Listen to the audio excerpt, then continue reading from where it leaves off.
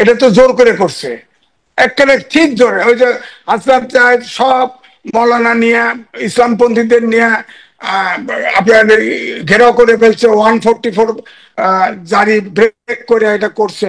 তো প্রেশারে এই গভর্নমেন্ট কাবু হয়ে গেছে।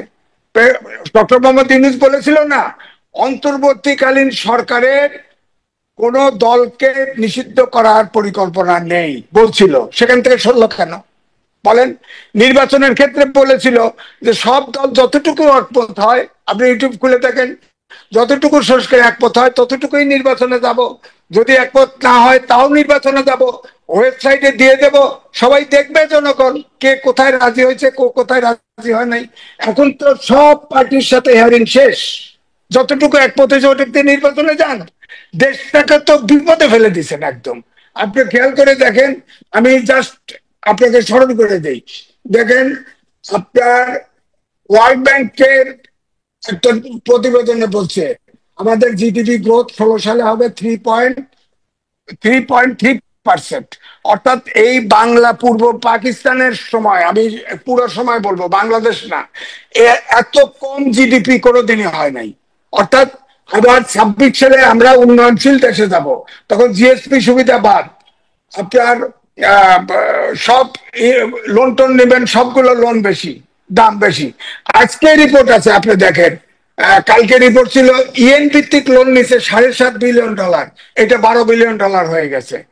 আজকে আপনি দেখেন আইএমএফ এর লোন নেওয়ার জন্য আপনার বাজার ভিত্তিক ডলারের দাম করে দিচ্ছেন। তো এগুলো সব, এখন তো দেশ তো শূন্যে চলে যাবে।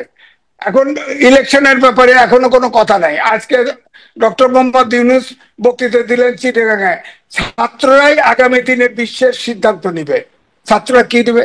উনি তো সব সংস্কার কমিশনে একজন ছাত্র ঢুকায় দিছে, প্রত্যেকটা মিনিস্ট্রিতে ঢুকায় দিছে, এবং এত 52 সাল থেকে আজ পর্যন্ত সব ছাত্র, সব আন্দোলনে ছাত্ররা নেতৃত্ব দিয়েছে। এইভাবে ছাত্রদের নেতারা তো এত বিতর্কিত হয় নাই, বিতর্কিত হয় নাই। এখন সালমান রহমানকে দরবেশ বলছে, এখন ছাত্রদের ভিতরে দরবেশ বাড়ায় গেছে, 400 কোটি টাকা নিয়ে উধাও, এরকম সব মিনিস্ট্রি থেকে। রেলওয়ে ফোকলা করে দিচ্ছে, 3টে ইন্টারমিডিয়েট পার্সোনালকে বসায় দিছে, বলেন সেখানে সব ইজারা টিজারা দিয়ে রেলওয়ের এডিশনাল সেক্রেটারিকে বাধ্য করা হয়েছে।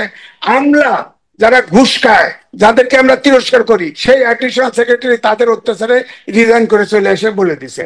তো এই জন্য আমি বলছি যে ছাত্ররা যে 5ই আগস্টের যে পরিবর্তন, আমরা কিন্তু স্বপ্ন দেখেছিলাম যে দুর্বলতাগুলো আছে এর ভিতরে কেটে যাবে, কিন্তু আমি দেখলাম নূতন বন্দোবস্ত আর পুরন বন্দোবস্তের পক্ষেই চলছে। এখনো নূতন বন্দোবস্ত কিছু আমি দেখতে পাচ্ছি না, তো একই পুরনো যা চলছে এখনো তাই চলছে, লুট তরা সবকিছু চলছে। তো সুতরাং আমাদের ভাগ্যের কোনো পরিবর্তন হচ্ছে না। তো এই 54 বছরে যেমন পরিবর্তন পাই নাই, ভাবছিলাম ছাত্ররা জীবন দিল, লড়াকুর ভাবে একটা পরিবর্তন হবে।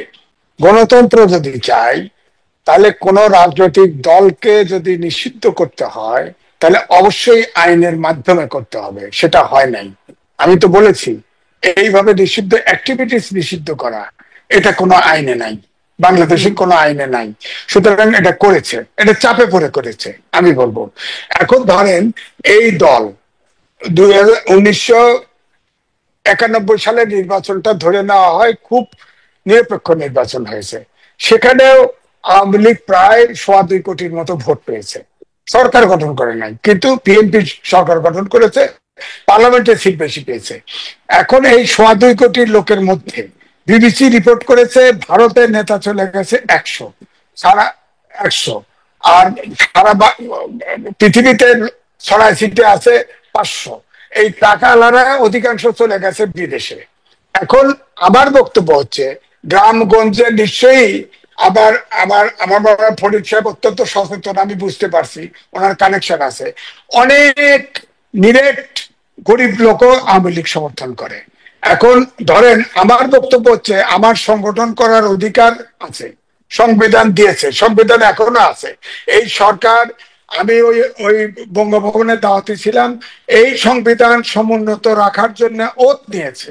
তারা এই সংবিধান বিদেশিদের সংশোধন করতেছে, তাদের তো ওত ভঙ্গ হয়ে গেছে, এটা তো আইনগত ভাবে নাই।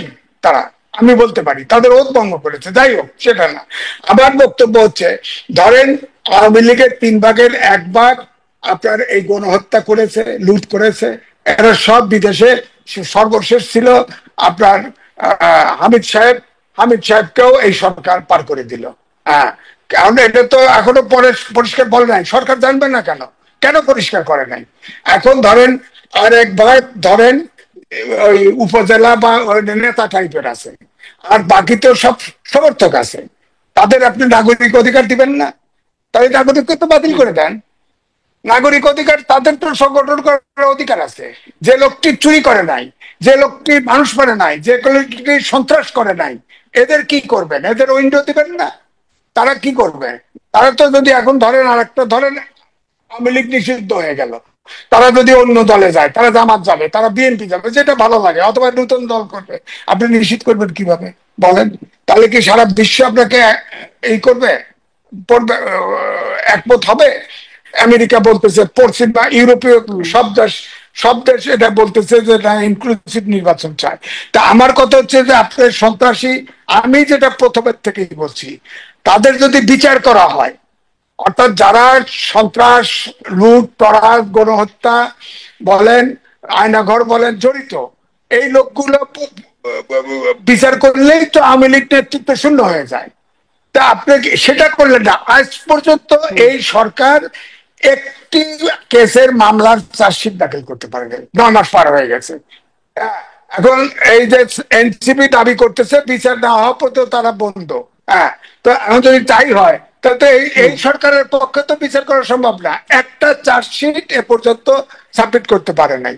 আপনি জানেন নিশ্চয়ই মুসলিম লীগ এখন কিন্তু অপ্রাসঙ্গিক হয়ে গেছে, তার তো নিষিদ্ধ করা হয় নাই।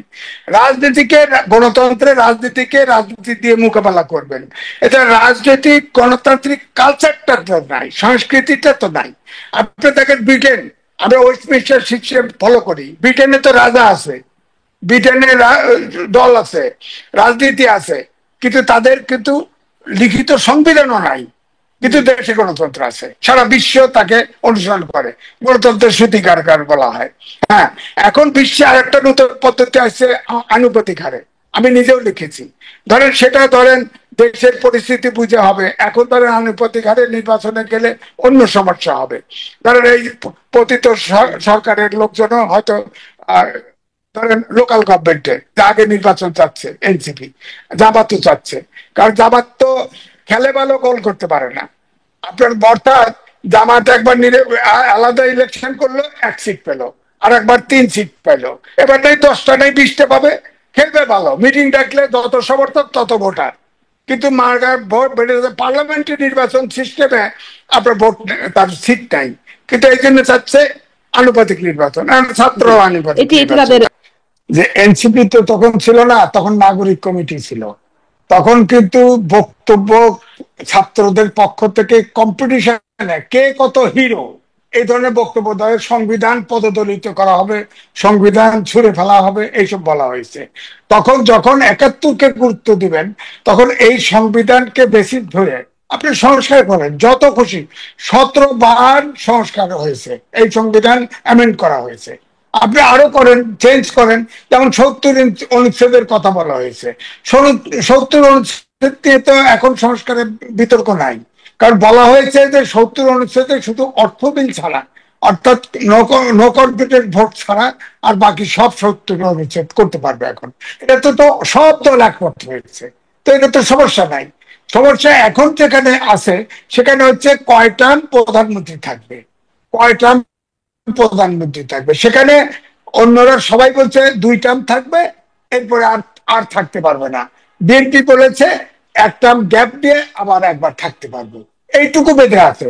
তা আপনি যদি, আমার কথা হচ্ছে আন্তরিক হয় যে দ্রুত নির্বাচন দেব, তাহলে এইটুকুর জন্য তো আটকে থাকার কথা না।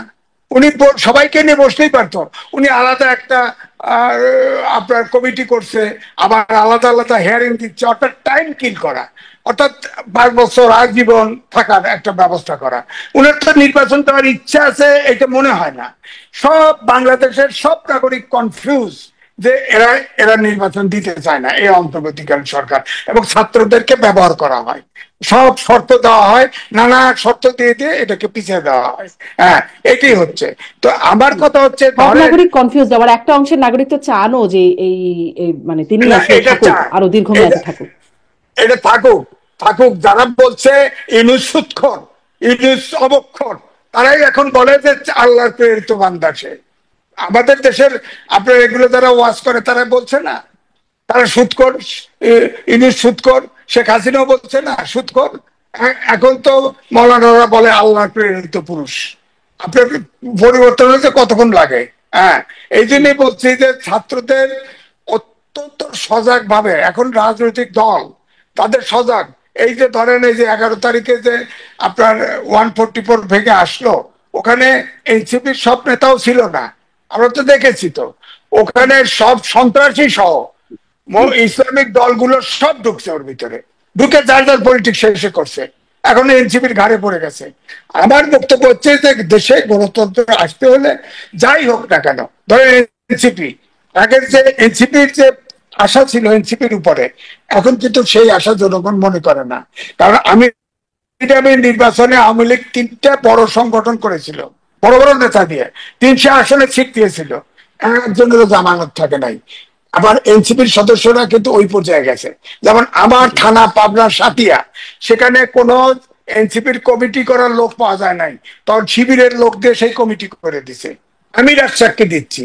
এখন আমি ওই ফরিদ সাহেবকে আমি বলে দিলাম পাবনার সাতিয়া থানায় সব শিবিরের লোক দিয়ে এনসিপি করা হয়েছে, তো জামাত করে দিবে, সমস্যা নাই, তারা করে দিবে। কিন্তু বাস্তবিক পক্ষে তো ভিন্ন চেহারা। এখন এই জন্য যদি আমি বলতে, কথা হলো যে তারা স্বাধীনভাবে চলা উচিত। তাদের শক্তি কমে আসছে, যতই বলেন সংখ্যাও কমে আসছে। এখন তারা তাদেরকে ব্যবহার ডক্টর মোহাম্মদ ইউনূসও করছে, কায়দা করে করে ইসলামিক দলগুলোও কিন্তু করতেছে।